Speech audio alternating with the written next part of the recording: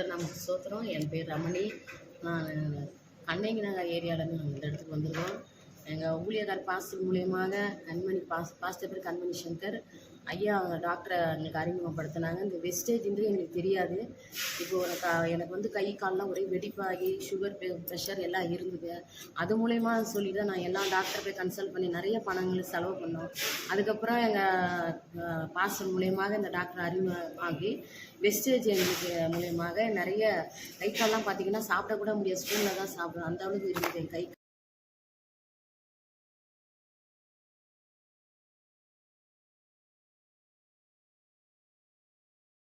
கால் வலி. இன்னைக்கு பார்த்தீங்கன்னா தொடர்ந்து ஒரு 8 மாதமாக நான் வெஸ்டேஜ் எடுத்ததுனால எனக்கு பிரயோஜனமாக இருக்குது. இப்போ நார்மலாக என் கை கால் நல்லா இருக்குது.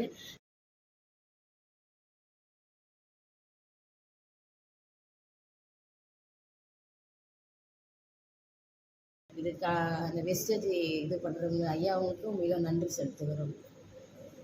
இப்போ பூர்ணமாக குணமாயிடுச்சுங்களா உங்களுக்கு? பூர்ணமாக குணமாயிடுச்சு. அதனால் நாங்கள் விடலை, அந்த டேப்லெட்டை மறுபடியும் நான் எடுத்துகிட்டு தான் கண்டினியூ பண்ணிட்டு இருக்கீங்க. இப்போ வெளியில் போகும்போது எவ்வளோ செலவு பண்ணீங்க? இதுக்காக எத்தனை வருஷம் ட்ரீட்மெண்ட் பார்த்தீங்க?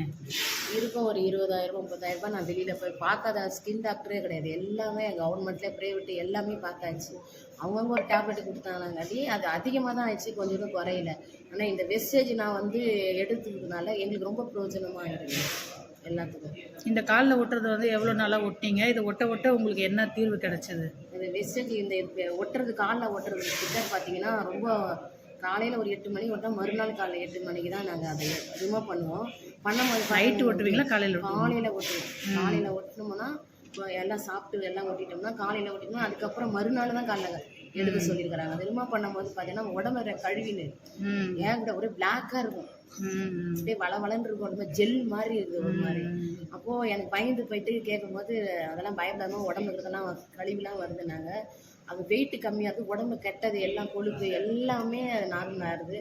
கால்லாம் வீங்கி போயிருந்தது. இது ஒட்டதுனால கொப்பளம்லாம் அது ஒட்டாமல் இருந்தால் கொப்பளம் வந்துடுது.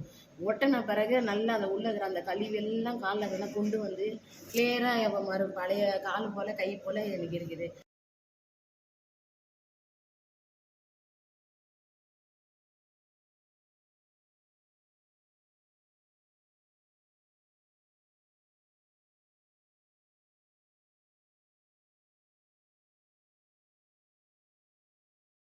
இனி கையினால தான் நல்லா சாப்பிட்றேன்.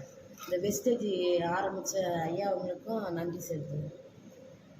நன்றிம்மா.